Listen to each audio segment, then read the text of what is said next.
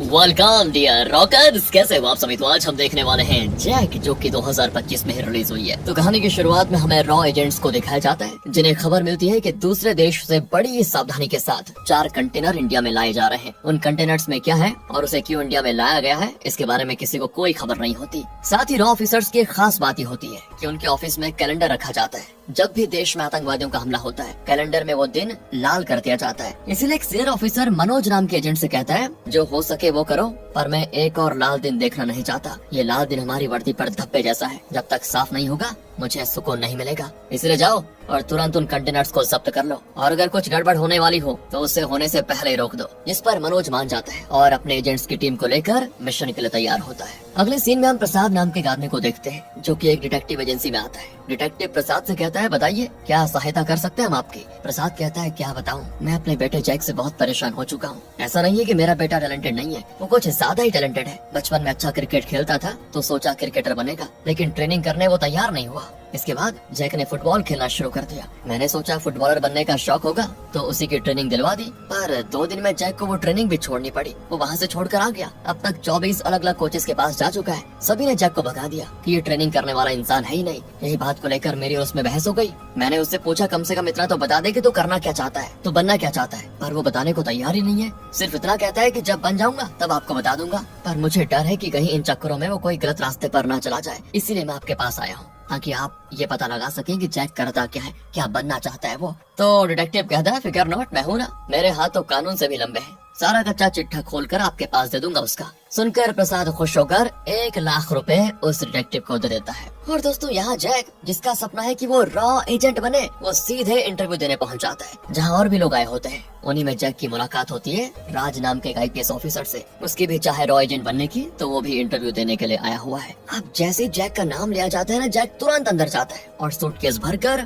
File interviewer के सामने रख देता है। उन फाइल्स में जैक ने जेब कतरों और इस तरह के छोटे मोटे अपराधों के बारे में लिखा होता है, जिसे उसने बिना किसी की मदद के सॉल्व किया है। दोस्तों इंटरव्यूअर उससे कहता है कि वो सब तो ठीक है, लेकिन पहले हमें ये बताओ कि तुम रॉ एजेंट क्यों बनना चाहते हो, मिलिट्री या पुलिस क्यों नहीं। तो जैक कहता है, आपका सवाल बिल्कुल परफेक्ट है। तो पुलिस क्या है ना, असल में देश के अंदर रहकर काम करती है। देश में कुछ प्रॉब्लम हो तो उसको ठीक करना पुलिस की जिम्मेदारी है। उसी तरह मिलिट्री देश के बॉर्डर पर रहकर बाहर से आने वाले खतरों से देश को बचाती है, लेकिन रॉ देश के सामने खड़ी होती है। जब भी खतरा आने वाला होता है, पहले वो उसकी जांच करती है और पहले देश को बचाने की कोशिश करती है। इसलिए मैं हमेशा देश के सामने खड़े रहना चाहता हूँ। ये सुनकर इंटरव्यूअर कहता है कि बढ़िया जवाब है तुम्हारा, लेकिन अब आपका इंटरव्यू खत्म हुआ। अगर आप सिलेक्ट हुए तो हम आपको फोन करके बता देंगे। ये सुनकर जैक खुशी खुशी चला जाता है, इस उम्मीद में कि मुझे नौकरी मिल गई शायद। पर अफसोस दोस्तों, उसे फोन आता ही नहीं। अब जैक जैसे घर आता है, उसको शक होता है कि कुछ लोग हैं जो उसका पीछा कर रहे हैं। पता है दोस्तों, ये असल में उसी डिटेक्टिव एजेंसी के बंदे हैं जो जैक के बारे में पता करना चाहते हैं कि आखिर ये करता क्या है। पर जैक ठहरा होशियार,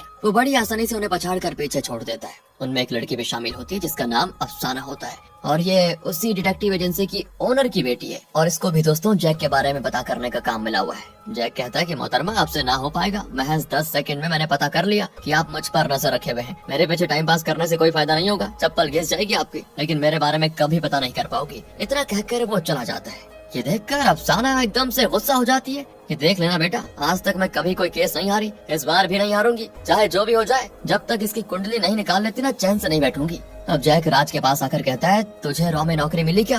राज कहता है, नहीं यार, अभी तक फोन तो नहीं आया। तो जैक कहता है, चल आजा, तुझसे ऐसा रॉ वाला मिशन करवाऊंगा ना कि उसके बाद खुद रॉ चलकर हमारे पास आएंगे हमें नौकरी देने के लिए। तो राज उसकी बातों में आकर 10 दिन की छुट्टी ले लेता है, मतलब जहाँ पर वो काम कर रहा है वहाँ से छुट्टी ले लेता है। अब जैक कहता है कि देख भाई, अब्दुल नाम के एक बंदे के बारे में मुझे पता चला है। उसने सोशल मीडिया पर वीडियो डालकर बताया कि वो इंडिया में कहीं धमाका करने वाला है। मैंने अब्दुल की जानकारी निकाली, ये किसी आतंकवादी संगठन से जुड़ा हुआ नहीं है, लेकिन इस तरह की बातों से ऐसा लगता है कि उसका ब्रेन वॉश किया गया है। इसकी किसी बंदे से बात भी हुई है और उन लोगों ने इसको कुछ देने के लिए बाजार में मिलने भी बुलाया है। मुझे लगता है कि आतंकवादी इसका इस्तेमाल करना चाह रहे हैं ताकि इसकी मदद से वो कहीं बॉम्ब ब्लास्ट करवा सके। अगर देख हम इसके ऊपर नजर रखें तो ये हमें आतंकवादियों के अड्डे तक पहुंचा सकता है। हमारे इस मिशन का नाम होगा ऑपरेशन बटरफ्लाई। है ना बढ़िया नाम? ये सुनकर राज भी हैरान हो जाता है कि वाह यार, क्या जानकारी निकाली है तूने। इसलिए वो दोनों ऑपरेशन बटरफ्लाई को सक्सेसफुल बनाने के लिए अब्दुल पर नजर रखना शुरू कर देते हैं और बड़ी सावधानी से जैक अब्दुल के बटुए में एक ट्रैकिंग डिवाइस लगा देता है ताकि जहाँ भी वो लोग अब्दुल को बॉम्ब वगैरह देने वाले होंगे उस जगह की लोकेशन जैक को मिल जाए। तो वही रॉ एजेंट्स को भी अब्दुल के बारे में उनके एक्सपर्ट से पता चल जाता है कि अब्दुल की तरह 3 और लोग हैं जिन तीनों को आतंकवादी बॉम्ब देने वाले हैं, ताकि इंडिया के 4 अलग अलग जगहों पर जाकर एक साथ धमाका हो जाए। उन जगहों के नाम भी रॉ वालों को पता चल जाते हैं, दिल्ली, कोलकाता, मुंबई और हैदराबाद। इसलिए रॉ वाले तो तुरंत अपनी टीम के साथ उन चारों जगहों पर तैनात हो जाते हैं ताकि ब्लास्ट को रोक सके। तो वही अब्दुल बॉम्ब लेने के लिए लोकेशन पर जा रहा होता है, तो उसका पीछा करते हुए जैक और राज भी उसके पीछे हो लेते हैं। लेकिन ये चीज अब सारा देख लेती है। उसको नहीं पता था कि अब्दुल कौन है, इसलिए वो सीधे अब्दुल से ही जाकर पूछ लेती है कि तुम जैक के दोस्त हो क्या? वो बंदा तो कब से तुम्हारा पीछा कर रहा है, उसके बारे में कुछ पता है तो बताओ ना। बस दोस्तों, ये सुनकर अब्दुल चौकन्ना हो जाता है कि कौन है जो मेरा पीछा कर रहा है। वो तुरंत ही भागने की कोशिश करता है वहाँ से, लेकिन जैक और राज उसको पकड़ लेते हैं। जैक उससे कहता है कि जिसने भी तुझे बॉम्ब लेने के लिए भेजा है ना, उसको फोन कर और मेरा हुलिया बता, ताकि तेरी जगह मैं बॉम्ब लेने के लिए जाऊँ और तुरंत ही उन सब बदमाशों को पकड़ लो। बता जल्दी।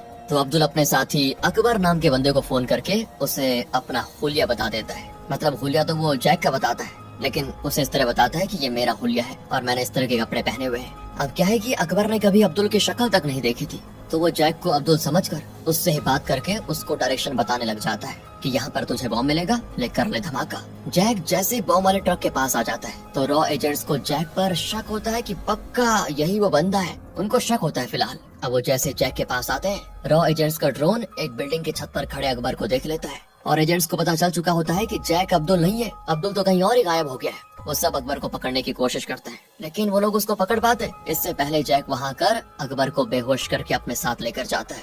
जैक ने तो अकबर को उठाकर रॉ एजेंट्स के मिशन को खराब जो कर दिया है। दोस्तों, सारे एजेंट्स परेशान होते हैं कि अकबर को किसने पकड़ा, हमने तो नहीं पकड़ा, ये फिर तीसरा है कौन जो हमारे बीच में आ रहा है। बेचारे जैक को नहीं पता कि इसी मिशन पर रॉ वाले भी होंगे और उनका मिशन खराब करके वो भागा है। साथ ही अकबर के पकड़े जाने पर आतंकवादी का लीडर रहमान नाम का बुढ़ा आदमी वो बाकी के 3 बंदों को कॉल करके कह देता है, धमाके का मिशन रोक दो, धमाका होगा तो चारों जगहों पर एक साथ, वरना नहीं। आतंकवादियों और रॉ दोनों का मिशन अकेले जैक ने बिगाड़ दिया दोस्तों इस तरह। और अब जब रॉ एजेंट्स वालों को पता चलेगा ना जैक के बारे में, पता नहीं क्या होगा। तो यहाँ मनोज अब्दुल को कस्टडी में लेकर आकर कहता है, बता किसने तुझे हमला करने के लिए कहा था? तो अब्दुल कहता है, अरे यार, जैक नाम के एजेंट को मैंने सब कुछ पहले बता दिया है, कितनी बार बताऊं? मनोज हैरान कि हमारे डिपार्टमेंट में जैक नाम का एजेंट कहाँ से आ गया, ये कौन है जो खुद को रॉ एजेंट बताता है? इसे पकड़ो कोई, क्योंकि शायद यही वो इंसान है जिसने अकबर को उठाया है।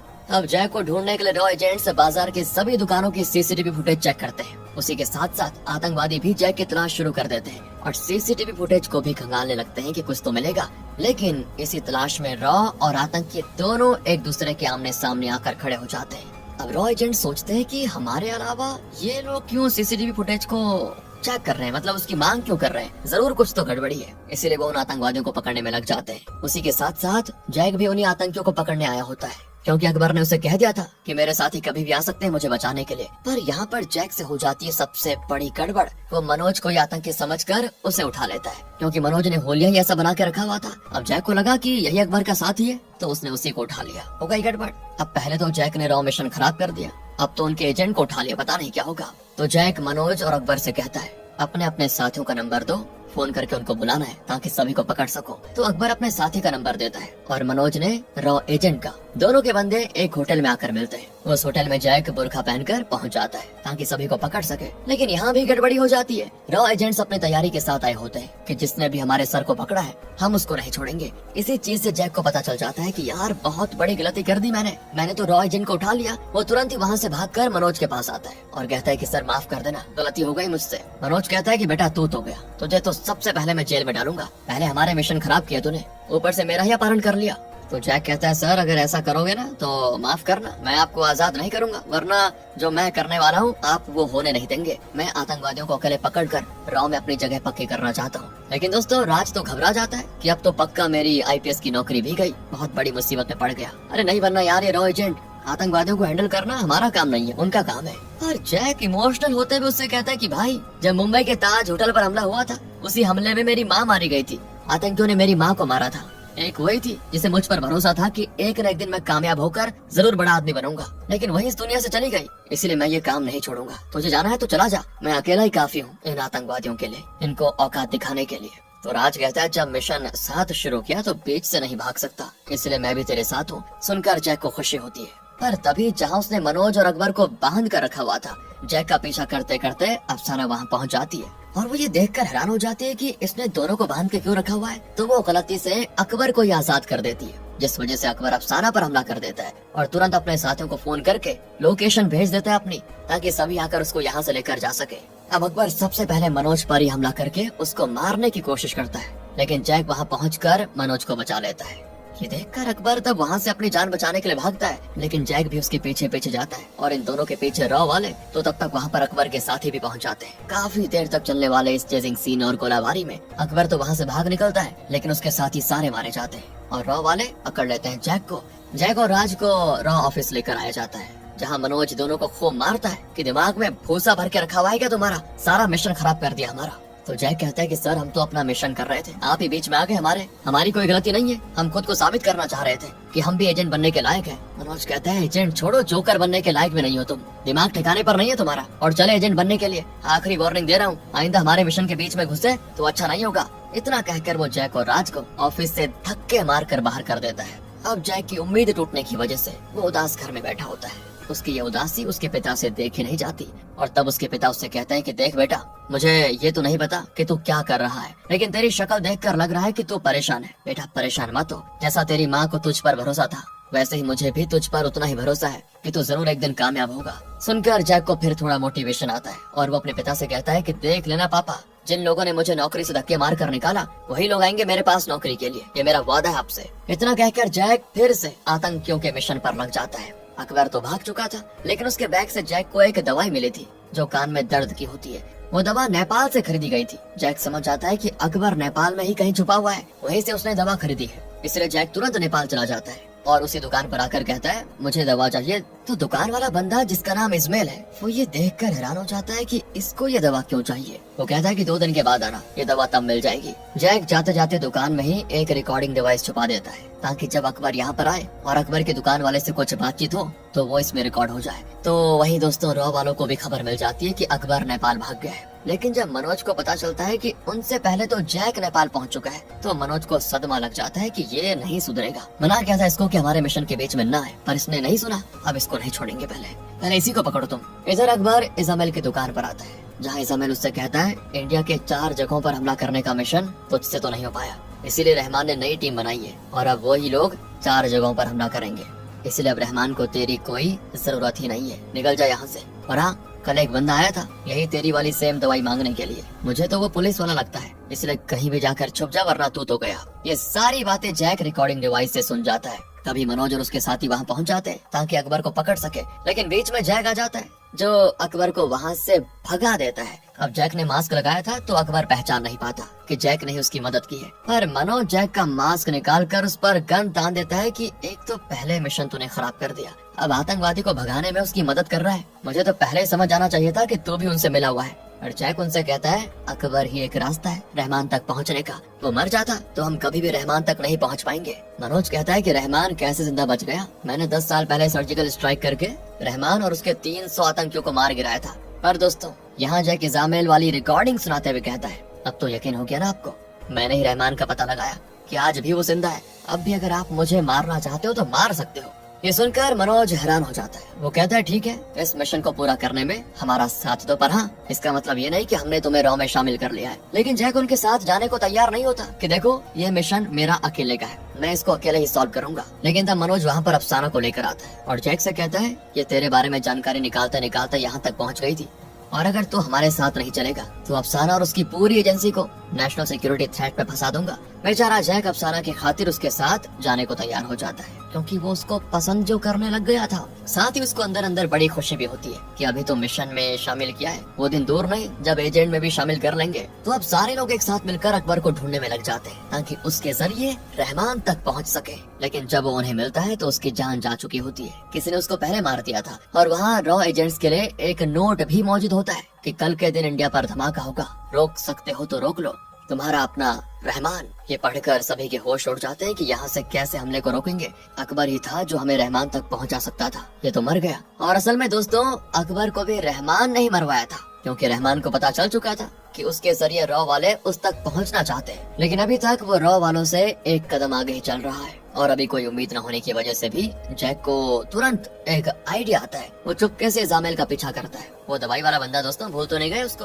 और उसको दबोचने के बाद वो उसकी पहले खूब धुलाई करता है। कहता है पता कहाँ मिलेगा तेरा रहमान। इजामेल इतनी ज्यादा मार खाने के बाद टूट चुका था, तो वो रहमान की लोकेशन उसको बता देता है। इसीलिए मनोज और बाकी रहमान को पकड़ने के लिए निकल जाते हैं, पर जैक वहीं रुक जाता है ताकि इस बार कहीं फिर से उसकी वजह से मिशन खराब ना हो जाए। पर सभी के जाने के बाद जैक इजामेल को देखता है तो वो उसको बड़ा खुश दिखता है। जैक को समझ नहीं आता कि इनका सबसे मेन आतंकी पकड़ा जाने वाला है और ये इतना खुश हो रहा है क्यों। तब जैक के दिमाग का ढक्कन खुलता है और उसे समझ आता है कि इजामेल ने झूठ कहा कि रहमान कहाँ मौजूद है। उसने झूठी लोकेशन बताई और जैसे मनोज और बाकी वहाँ जाएंगे, वहाँ आतंकी पहले से तैयार होंगे जो रॉ एजेंट्स को मार सकते हैं। ये जानकर जैक घबरा जाता है कि मुझसे क्या हो गया, मुझको सबको बचाना होगा। तो वो तुरंत ही बाइक लेकर मनोज और बाकियों की गाड़ी से आगे हो जाता है और जहाँ इजामेल ने कहा था कि रहमान मिलेगा, वहाँ हजारों आतंकी रॉ एजेंट्स के आने के इंतजार में होते हैं, क्योंकि इनको ही पकड़ने के लिए इजामेल ने गलत लोकेशन बताई थी। सारे आतंकी सभी एजेंट्स को बंदी बनाकर एक ट्रेन में लेकर आ जाते हैं जहाँ पर होता है रहमान।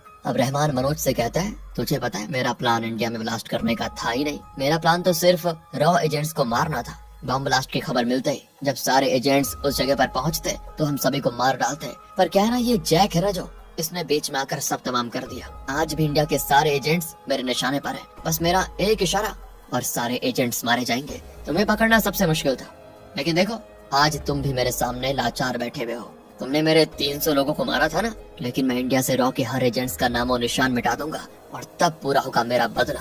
रहमान यहाँ पर बातें कर रहा होता है तो वहीं जैक उसी ट्रेन के दूसरे डिब्बे में मौजूद होता है जहाँ आतंकियों से शूट करने वाले होते हैं। लेकिन जैक बड़ी बहादुरी से उस डब्बे में मौजूद सभी आतंकियों को मार गिराता है। वो अकेला दोस्तों, और उसके सामने सभी आतंकी बिल्कुल कमजोर दिखते हैं। इसके बाद वो वहाँ से मनोज के पास आकर कहता है सुना आपने रहमान से मेरी तारीफ, तब से आप कह रहे थे कि मैंने आपका मिशन खराब कर दिया, जबकि मैंने ही आपकी जान बचाई और आज भी बचा रहा हूँ। इतना कहकर वो रहमान को भी जान से मार देता है और साथ ही राज को उन सारी आतंकियों की लोकेशन भेज देता है जो रॉ एजेंट्स पर निशाना साधे हुए होते हैं। वो सभी तुरंत उन आतंकियों को मार गिराते हैं, जिस वजह से होता यह है कि सारे एजेंट्स की जान बच जाती है। और इस तरह से जैक ने साबित कर दिया कि वो एक रॉ एजेंट बनने के लायक है। तो मनोज को भी ना चाहते हुए उसको एजेंट्स में शामिल करना पड़ता है और जैक के कहने पर राज को भी अगला एजेंट बना दिया जाता है। पर बेचारे जैक के पिता को अभी तक नहीं पता चला कि उनका बेटा क्या करता है। अफसाना उन्हें रिपोर्ट देती है जो कि पूरी खाली होती है। वो नहीं बताती कि उसको भी पता चल चुका है कि जैक क्या करता है। दरअसल अफसाना भी इस मिशन पर उसके साथ रहते रहते